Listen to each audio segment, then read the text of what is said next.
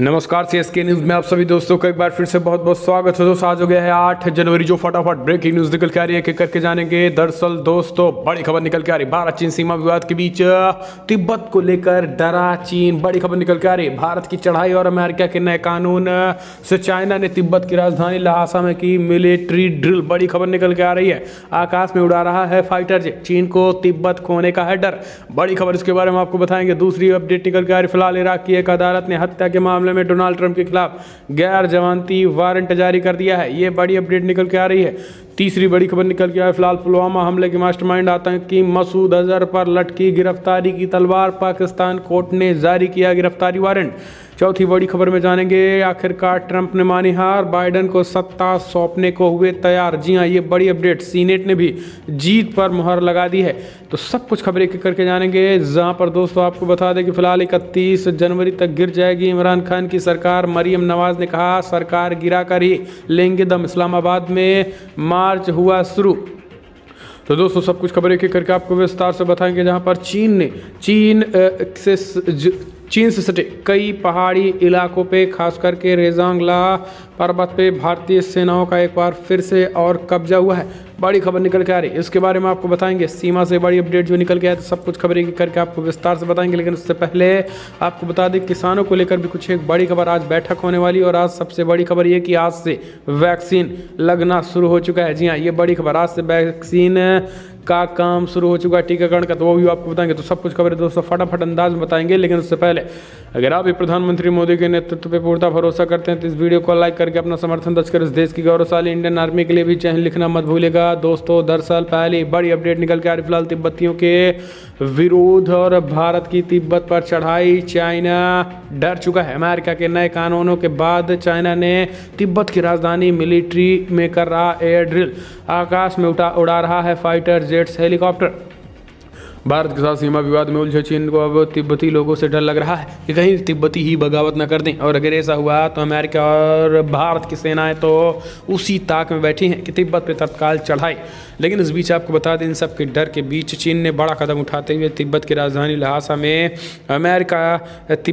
China ने drill किया है। आपको बता दें कि सेना ड्रिल में आकाश में फाइटर जेट और हेलीकॉप्टर उड़ाकर चीन ने ताकत का अंदाजा बताया है। चीन ने कहा है कि फिलहाल इसके खिलाफ कड़ी कार्रवाई करेंगे। आपको बता दें कि तिब्बतियों ने ज़बरदस्त तरीके से खास करके विरोध करना शुरू कर दिया। विरोध शुरू में तिब्बती लगातार आवाज़ उठा रहे हैं, खास करके धर्मगुरु चुनने के लिए, दलाई लामा चुनने के लिए तिब्बती को स्वतंत्र किया जाए, जबकि चीन लगातार शिकंजा कसता जा रहा है। यही कारण है कि अमेरिका के नए कानून में चीन परेशान हो चुका है। अमेरिका के नए कानून Tibet policy and support act 2020 कानून को पास कर दिया, चीन काफ़ी परेशान है। इस कानून में तिब्बत के मामलों में अमेरिका के विशेष राजनयिक को यह अधिकार दिया गया है कि वो अगले दलाई लामा का चयन सिर्फ तिब्बत बौद्ध समुदाय द्वारा ही किया जाए। सुनिश्चित करने के लिए वो अंतर्राष्ट्रीय स्तर पर गठबंधन कर सकता है।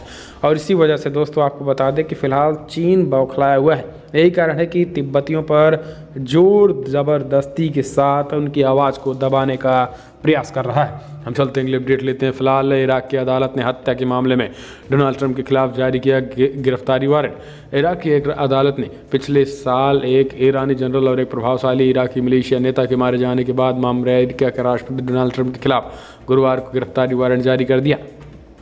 कोर्ट के मीडिया कार्यालय ने कहा है कि फिलहाल अमेरिका के ड्रोन हमले में जनरल कासिम सुलेमानी और अबू महदी अल मुहंदिस के मारे जाने के मामले में बगदाद की जांच अदालत ने न्यायाधीश ने वारंट जारी कर दिया है। सुलेमानी और मुहंदिस पिछले साल जनवरी में बगदाद हवाई अड्डे के बाहर ड्रोन हमले में मारे गए थे, जिनमें अमेरिका और इराक के बीच राजनयिक संकट पैदा हो गया था और दोनों के संबंधों में तल्खी भी आ गई थी। हम चलते हैं, अपडेट लेते हैं। आपको बता दें, पुलवामा हमले के मास्टरमाइंड आतंकी मसूद अजहर पर लटकी गिरफ्तारी की तलवार, पाक कोर्ट ने जारी किया गिरफ्तारी वारंट। एक महत्वपूर्ण घटनाक्रम में पाकिस्तान की आतंकरोधी अदालत ने आतंकवाद के वित्त पोषण के आरोपों पर प्रतिबंध जैश ए मोहम्मद के प्रमुख मसूद अजहर के लिए बृहस्पतिवार को गिरफ्तारी वारंट जारी कर दिया है। गुंजरवाला आतंकरोधी अदालत ने जेईएम के कुछ सदस्यों के खिलाफ पंजाब पुलिस के आतंक रोधी विभाग द्वारा शुरू आतंक के वित्त पोषक मामले की सुनवाई के दौरान वारंट जारी कर दिया है। एक अधिकारी ने पीटीआई को बताया है कि फिलहाल एनटीसी गुजरवाला न्यायाधीश नताशा नसीम सुप्रा ने मसूद अजहर के लिए एक गिरफ्तारी वारंट जारी कर दिया है। सीटीडीडी को उसे भी गिरफ्तार कर अदालत में पेश करने के निर्देश दे दिए हैं। सीटीडीडी ने न्यायाधीश को बताया है कि जेएम प्रमुख आतंक के वित्त पोषक में संलिप्त था। हम चलते हैं अपडेट लेते हैं। फिलहाल आखिरकार ट्रंप ने मानी हार, बाइडेन को सत्ता सौंपने को हुए तैयार, सीनेट ने भी जीत पर लगाई मुहर।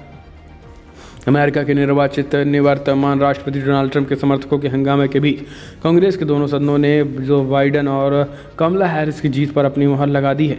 अब 20 जनवरी को जो बाइडेन देश के 46वें राष्ट्रपति के तौर पर शपथ लेंगे, वहीं डोनाल्ड ट्रंप ने भी पहली बार अपनी हार स्वीकार करते हुए सत्ता को व्यवस्थित हस्तांतरण की बात कही है। कांग्रेस के संयुक्त सत्र ने 3 नवंबर को हुए चुनाव में राष्ट्रपति पद पर जो बाइडेन एवं उपराष्ट्रपति पद पर कमला हैरिस को मिली जीत को सत्यापित कर दिया है। इसके बाद अपनी हार मानते हुए ट्रंप ने कहा है कि 20 जनवरी को जो बाइडेन को सत्ता का व्यवस्थित हस्तांतरण किया जाएगा। आपको बता दें कि पहली बार है जब ट्रंप ने अपनी हार को स्वीकार किया है। अब तक वे चुनाव में धांधली का आरोप लगाते हुए नतीजों को पलटने की कोशिश कर रहे थे। निर्वाचन का सत्यापन कांग्रेस के संयुक्त सत्र में गुरुवार को तड़के किया गया है। निवर्तमान राष्ट्रपति डोनाल्ड ट्रंप के सैकड़ों समर्थकों द्वारा कांग्रेस की कार्रवाई बाधित किए जाने के बाद हम चलते हैं अपडेट लेते हैं। फिलहाल चीन को घेरने के लिए अमेरिका और जापान ने रचा चक्रव्यूह, ब्रिटेन, फ्रांस और जर्मनी भी शामिल है। दरअसल आपको बता दें कि फिलहाल दक्षिणी चीन सागर में चीन की बढ़ती दादागिरी को खत्म करने के लिए अमेरिका और जापान ने नई रणनीति बनाई है। समुद्र में चीनी चाल को खत्म करने के लिए अमेरिका और जापान ने ब्रिटेन, फ्रांस, जर्मनी और इटली जैसे शक्तिशाली देशों को दक्षिणी चीन सागर में आमंत्रित कर दिया है। इस बीच आपको बता दें कि खास करके चीन की मुसीबतें बढ़ती दिखाई दे रही है। इस बीच 2021 में यूरोपीय देश अपनी सामरिक रणनीति में बड़े पैमाने पर इंडो पैसिफिक क्षेत्रों को प्राथमिकता दे रहे हैं। यही कारण है कि आने वाले कुछ महीनों में ब्रिटेन विमानवाहक युद्धपोत क्वीन एलिजाबेथ और उनके स्ट्राइक ग्रुप को पूर्वी एशिया में तैनात करेगा। वहीं फ्रांस जापान के पास अपना नौसैनिक युद्धपोत भेजने जा रहा है। हम चलते हैं अपडेट। फिलहाल मरियम नवाज ने कहा कि इमरान सरकार को गिराकर ही लेंगे दम, इस्लामाबाद मार्च होकर रहेगा। जी हाँ, आपको बता दें 31 जनवरी तक सरकार गिराने के लिए विपक्षियों ने ऐलान कर दिया, वरना एक साथ विपक्ष इस्तीफा दे देगा। पाकिस्तान में 11 विपक्षी दलों के गठबंधन पाकिस्तान डेमोक्रेटिक मूवमेंट PDMA के अध्यक्ष मौलाना फजलुर रहमान ने कहा है कि हम सही समय पर अपने पत्ते खोलेंगे। इसके बाद इमरान सरकार को इस्तीफा देने के अलावा और कोई रास्ता नहीं निकलेगा। PMLN की उपाध्यक्ष मरियम नवाज ने चेतावनी दी है कि यदि इमरान सरकार ने सीधे तरीके से 31 जनवरी को इस्तीफा नहीं दिया तो विपक्ष कड़े निर्णय लेने से पीछे नहीं हटेगा। उन्होंने कहा है कि हमारी रैलियों में जो भीड़ जुट रही है, यदि उनसे सीधे इस्लामाबाद पहुंचने के लिए कह दिया गया तो प्रधानमंत्री इमरान खान को छिपने की जगह भी नहीं मिलेगी। उन्होंने कहा है कि इस्लामाबाद मार्च होकर रहेगा।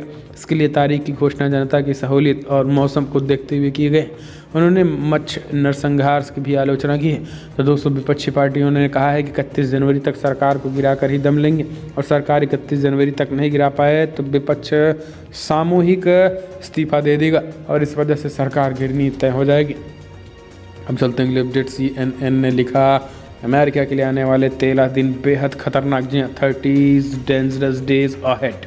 दरअसल अमेरिका के एक बड़े और विश्वविख्यात समाचार समूह CNN ने अपने ही देश के लिए अगले 13 दिनों को बेहद खतरनाक बता दिया है। दरअसल 7 जनवरी को अमेरिकी संसद भवन कैपिटल बिल्डिंग ने जो देखा उसकी निंदा पूरी दुनिया कर रही है। ट्रंप ने अपने समर्थकों को उकसाया और नतीजन बेकाबू भीड़ ने संसद भवन पर हमला कर दिया। गोलियां चली, तोड़फोड़ हुई। दुनिया के सबसे पुराने लोकतंत्र के मुंह पे कालिक पुती। व्हाइट हाउस की इज्जत पर काले दाग लग गए। और इस वजह से दोस्तों आपको बता दें कि आने वाले समय 13 तारीख तक, जब तक अमेरिका को नया राष्ट्रपति पूर्णतः शपथ ग्रहण के साथ नहीं मिल जाता है, तब तक जब तक डोनाल्ड ट्रंप रहते हैं तब तक ये सिचुएशन देखने को मिल सकती है। यही कारण है कि अमेरिका ने इस पत्र ने चेतावनी जारी कर दी। हालांकि एक बड़ी खबर निकल के आ रही है। आपको बता दें कि फेसबुक ने अमेरिकी राष्ट्रपति डोनाल्ड ट्रंप को अनिश्चितकालीन के लिए बैन कर दिया है। जी हाँ, मार्क जुकरबर्ग ने इस बात की जानकारी भी दिए हैं। हम चलते हैं अपडेट लेते हैं। फिलहाल दोस्तों, अमेरिकी संसद पर हमला, प्रदर्शनकारी के हाथ में दिखा तिरंगा। तो भड़के वरुण गांधी, कहा इस तरीके के प्रदर्शनों में जाना ठीक नहीं है। अमेरिकी संसद में बुधवार को ट्रंप समर्थकों के हमले व हिंसा के बीच दोस्तों भारतीय झंडा दिखा। आपको बता दें कि वहाँ प्रदर्शन कर रहे लोगों में पत्थरबाजी, खास करके संसद पर चढ़ाई कर रहे लोगों में भारतीय तिरंगा लिखे दिखा एक शख्स भी दिखा, जिसका वीडियो भी वायरल हो रहा है। हालांकि वीडियो वायरल होने के बाद भारत में लोगों ने कहा कि फिलहाल इस तरीके के खास करके प्रदर्शन में जाना ठीक नहीं है और भारत का झंडा कहीं न कहीं तरीके से बदनाम करने की कोशिश की जा रही है। हम चलते हैं अपडेट। फिलहाल पूरे देश में आज या कल से शुरू हो जाएगा कोरोना वैक्सीन पहुंचाने का काम। यात्री विमान भी बनेंगे सारथी। जी हाँ, देश में कोरोना वायरस के खिलाफ लड़ाई के लिए केंद्र सरकार ने कोविशील्ड और कोवैक्सीन को आपात इस्तेमाल की मंजूरी दे दी है। वहीं सरकार सूत्रों का कहना है कि फिलहाल आज या कल से कोविड-19 वैक्सीन का परिवहन शुरू हो जाएगा। वैक्सीन के परिवहन के लिए सरकार ने यात्री विमानों को अनुमति प्रदान कर दी है। इसके अलावा केंद्रीय स्वास्थ्य मंत्री डॉक्टर हर्षवर्धन ने कहा है कि फिलहाल कल 33 राज्यों और केंद्र शासित प्रदेशों में ड्राई रन किया जाएगा। कोविड-19 वैक्सीन का परिवहन आज या कल से शुरू किया जाएगा। सरकार ने यात्री विमानों को टीकों के परिवहन की अनुमति दे दी है। पुणे केंद्रीय केंद्र होगा जहां से टीकों का वितरण किया जाएगा। देश भर में 41 गंतव्य को टीके के वितरण के लिए अंतिम रूप दे दिया जाएगा। उत्तर भारत के लिए दिल्ली और करनाल को मिनी हब बनाया जाएगा। पूर्वी क्षेत्र के लिए कोलकाता हब होगा, ये पूर्वोत्तर के लिए एक नोडल बिंदु भी होगा। दक्षिणी भारत के लिए चेन्नई और हैदराबाद को नामित किया जाएगा। ये जानकारी सरकारी सूत्रों ने दी है। हम चलते हैं अगले अपडेट। मध्य प्रदेश में अब पत्थरबाजों की खैर नहीं, सरकार बनाएगी उम्र कैद की सजा वाला कानून। मध्य प्रदेश के मुख्यमंत्री शिवराज सिंह चौहान ने बुधवार को घोषणा की है कि राज्य में पथराव की घटनाओं पर रोक लगाने के लिए कानून बनाया जाएगा, जिनमें मुजरिमों के लिए उम्र कैद की सख्त सजा का प्रावधान होगा। चौहान ने यहाँ एक सार्वजनिक सभा में कहा है कि फिलहाल हम पत्थरबाजों के खिलाफ कड़ा कानून बना रहे हैं। प्रस्तावित कानूनों के तहत उन्हें भी आजीवन कारावास की सजा दिलाई जाएगी। इससे पहले उन्हें जेल से छूटने नहीं दिया जाएगा। उन्होंने कहा कि पत्थरबाज हर कहीं पत्थर चला देते हैं, वे जनता में आतंक फैलाने की कोशिश करते हैं और उसे डराते धमकाते हैं। मुख्यमंत्री का यह बयान अयोध्या में राम मंदिर निर्माण को लेकर जन जागरण के लिए चंद रोज पहले पश्चिमी मध्य प्रदेश में निकाली गई कुछ वाहन रैलियों पर पथराव और हिंसा की घटनाओं के बाद आया है। हम चलते हैं अगले अपडेट। फिलहाल किसान आंदोलन यानी 8 जनवरी आज किसान और सरकार के बीच 9वें दौर की मीटिंग। जी हाँ, 8वें बैठकों का रिपोर्ट कार्ड भी सुन लीजिए। दरअसल आपको बता दें 14 अक्टूबर को जब मीटिंग का बायकॉट हुआ था, 13 नवंबर की बात करें तो 7 घंटे की बात हुई, कोई नतीजा नहीं निकला। फिर 1 दिसंबर को आई 3 घंटे की बात हुई, एक्सपर्ट कमेटी बनाने का सुझाव दिया गया। 3 दिसंबर को क्या हुआ था कि 7 घंटे की बात हुई थी, किसान कानून रद्द करने पे अड़े थे। 5 दिसंबर को सरकार एमएसपी पर लिखित गारंटी देने को तैयार हुई थी। 8 दिसंबर को सरकार ने 22 पेज का प्रस्ताव दिया, लेकिन रिजेक्ट हो गया मामला। फिर 30 दिसंबर को डायरेक्ट बैठक हुई। सरकार ने कहा कि 4 में से 2 मुद्दे पर सहमति बन गई है। 4 दिसंबर की बात करें तो किसान कृषि कानूनों को रद्द करने की मांग पर अड़े हैं और बैठक फिर 4 दिसंबर को भी बेनतीजा रहा और आज 8 दिसंबर हो चुका है। आज दोस्तों आपको बता दें कि 4 दिसंबर यानी मतलब 4 जनवरी थी। 4 जनवरी के दिन किसान कानूनों को रद्द करने की मांग पे अड़े थे। अब आज हो गई 8 जनवरी। 8 जनवरी को देखने की बात होती है कि क्या कुछ होता है, लेकिन 9वें दौर की बातचीत होने जा रही है। हम चलते हैं अपडेट लेते हैं। फिलहाल बड़ी खबर निकल के आ रही है, आपको बता दें दोस्तों मोदी सरकार ने किया बड़ा ऐलान। आपको बता दें 3 जुलाई को होगी जेईई एडवांस परीक्षा, 75% अंकों को अनिवार्यता भी होगी खत्म। जी हाँ, केंद्रीय शिक्षा मंत्री रमेश पोखरियाल निशंक ने जेईई एडवांस परीक्षा 2021 की तारीखों का ऐलान कर दिया है। केंद्रीय मंत्री निशंक ने वेबिनार के जरिए आईआईटी में प्रवेश के लिए जरूरी योग्यता और नियमों के बारे में जानकारी दे दी है। 3 जुलाई 2021 को इसकी तारीख सुनिश्चित हो गई है।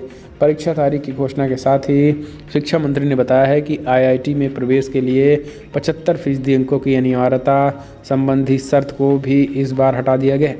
शिक्षा मंत्री ने कहा है कि इस साल परीक्षा का आयोजन आईआईटी खड़गपुर द्वारा किया जाएगा। अपने संबोधन में केंद्रीय शिक्षा मंत्री ने कहा है कि प्रिय छात्र और छात्राओं, जेईई मेंस की परीक्षाओं की तिथियों की घोषणा के बाद लगातार आपकी तरफ से सूचनाएं आती रही हैं। जेईई एडवांस की परीक्षाएं कब होंगी, कहाँ होंगी और इसमें पीछे समय के अनुरूप इस समय में भी कुछ छूट या कुछ प्रावधान होगा या फिर नहीं। हम चलते हैं अपडेट लेते हैं। फिलहाल बड़ी खबर निकल के आ रही है, आपको बता दें दोस्तों राम मंदिर चंदा जुटाने के लिए कूपन तैयार, 100, 10, 1,000 रुपये की होगी रसीद। जी हाँ, दरअसल राम मंदिर निर्माण में अपना अंशदान देने वालों के लिए अच्छी खबर है। इनमें से कुछ ही दिनों बाद मकर संक्रांति से विश्व हिंदू परिषद की ओर से चलाए जा रहे धन संग्रह अभियान की शुरुआत हो जाएगी। 1 फरवरी से कूपन के जरिए धन संग्रह की भी शुरू हो जाएगा। श्री राम जन्मभूमि तीर्थ क्षेत्र के ट्रस्ट के 10 रुपये से लेकर 100 रुपये तक के वो कूपन भी बनकर तैयार हो चुके हैं, जिनको लेकर विश्व हिंदू परिषद कार्यकर्ता टोलियों की शक्ल में लोगों के घर तक जाएंगे। आपको बता दें कि राम मंदिर का चंदा जुटाने के लिए जो कूपन राम जन्मभूमि तीर्थ क्षेत्र ट्रस्ट ने बनाए हैं वो 10, 100 और 1,000 रुपये के होंगे। हम चलते हैं अगले अपडेट लेते हैं। आपको बता दें फिलहाल कोरोना काल में यूपी सरकार ने किया सराहनीय काम, विदेशी मैगजीन में छपा आर्टिकल। जी हाँ, टाइम मैगजीन में कोरोना काल में यूपी सरकार द्वारा किए गए काम एक आर्टिकल छपा था। फैक्ट चेक में पता चला कि पत्रिका में छपा ये आर्टिकल यूपी सरकार द्वारा दिए गए विज्ञापन का एक प्रारूप था। इसकी पुष्टि ने फैक्ट चेक में एक अधिकारी ने अपने आप इस वेबसाइट पर जा सकते हैं। आपको बता दें कोरोना महामारी में यूपी को बुरी तरीके से जकड़ा हुआ था, लेकिन योगी सरकार ने सराहनीय काम किया। इसके चलते पूरे देश के साथ WHO ने सीएम योगी आदित्यनाथ की तारीफ की। इतना ही नहीं, कोविड मैनेजमेंट को लेकर भी सीएम योगी आदित्यनाथ और प्रदेश के प्रयासों को टाइम मैगजीन में भी उल्लेख किया गया है। तो दोस्तों जमकर तारीफ की गई है टाइम मैगजीन ने।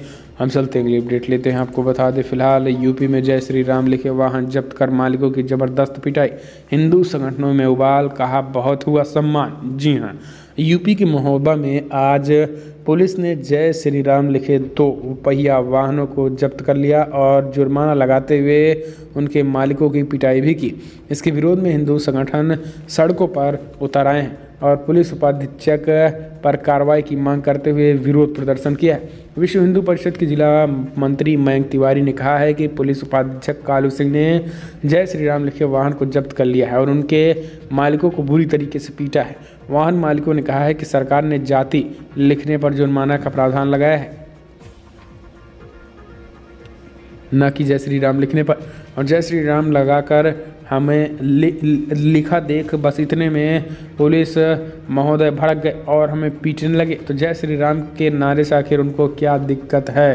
तो ये बड़ी खबर निकल के आ रही है। हम चलते हैं अगले अपडेट लेते हैं। आपको बता दें मुस्लिम समाज के 2 परिवारों ने राम मंदिर के लिए दिए चंदा। जी हाँ, 4 लाख रुपए दिए। दरअसल आपको बता दें कि फिलहाल पीथमपुर अयोध्या में श्री राम मंदिर के निर्माण के लिए मुस्लिम समाज सेवी ने बढ़कर चढ़ के हिस्सा लिया है। सागौर पीथमपुर में एकता परिवार द्वारा 2,11,000 रुपये का चेक सौंपा गया है। तो वहीं पीथमपुर में चौपाटी के मेहर परिवार ने भी 2 लाख रुपए का चेक सौंप दिया गया है। आपको बता दें कि फिलहाल अयोध्या में भगवान श्री राम के मंदिर निर्माण के लिए देश भर के हिंदू परिवार से अपनी शक्ति व सामर्थ्य के अनुसार धनराशि दान करने के लिए देश व प्रदेश में लगातार यात्राएं निकालकर जन जागरण रैली निकाली जा रही है। हिंदू समाज के लोग स्वेच्छा से धन संग्रह समिति के चेक के माध्यम से सौंप रहे हैं। हम चलते हैं अपडेट लेते हैं। आपको बता दें फिलहाल HSCQ मॉडल के जरिए कोरोना वैक्सीन को पड़ोसी देशों तक पहुँचाएगा भारत। देश में बने कोरोना वैक्सीन को दूसरे देशों तक पहुंचाने के लिए भारत HCQ मॉडल का इस्तेमाल करेगा। एक तरफ जहां देश में लोगों के लिए वैक्सीन की ज़रूरतों के ध्यान में रखा जाएगा, तो वहीं पड़ोसी और करीबी मित्र देशों को भी टीका मुहैया कराना भारत की पहली प्राथमिकता होगी। इस मामले से जुड़े लोगों ने ये जानकारी दी है। दूसरे देशों को टीका उपलब्ध कराने की भारत की ये कोशिश प्रधानमंत्री नरेंद्र मोदी के उस संकल्प को दिखाती है जिसमें उन्होंने पूरी मानवता के लिए कोरोना वायरस के खिलाफ सुरक्षा मुहैया कराने की बात कही है। भारत ने हाइड्रोक्लोरोक्विन HCQ दवाओं को मित्र देशों तक पहुंचाने के लिए इस तरीके का इस्तेमाल किया था।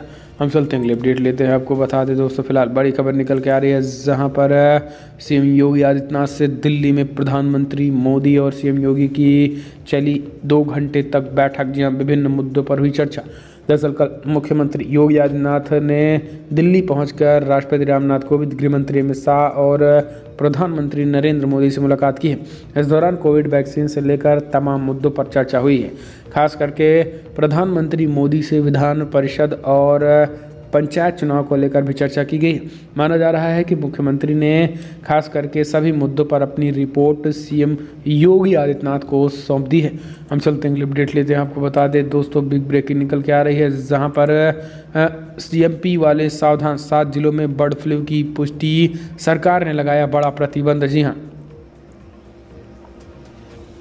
तेजी से फैल रहे बर्ड फ्लू के चलते मध्य प्रदेश की शिवराज सरकार ने पड़ोसी राज्यों से पोल्ट्री व्यवसाय पर रोक लगा दी है। सरकार ने प्रतिबंध एहतियातन सीमित अवधि के लिए लगाया है। मध्य प्रदेश में सालाना 2000 करोड़ रुपए का पोल्ट्री कारोबार होता है। व्यवसाय के लिए केरला, तमिलनाडु, आंध्र प्रदेश और तेलंगाना से मुर्गे मुर्गियां लाए जाते हैं। सीएम शिवराज सिंह चौहान ने कहा है कि फिलहाल बर्ड फ्लू पर शासन की लगातार नज़र है। पोल्ट्री फार्म को दिशा निर्देश जारी कर दिए गए हैं। इंदौर एवं नीमच जिले में बर्ड फ्लू की पुष्टि हुई है। दोनों जिलों में सैंपल दुकानों के लिए गए थे। दोनों जिलों से चिन्हित स्थान में से 1 किलोमीटर के दायरे में चिकन मटन की दुकानें तत्काल रूप से बंद कर दी गई। तो दोस्तों फिलहाल बड़ी खबर में, लेकिन अगर आपको वीडियो पसंद आए तो लाइक कर, शेयर करें, कमेंट के माध्यम से अपनी राय देना ना भूलें। इस वीडियो तो नहीं, जय हिंद, वंदे मातरम।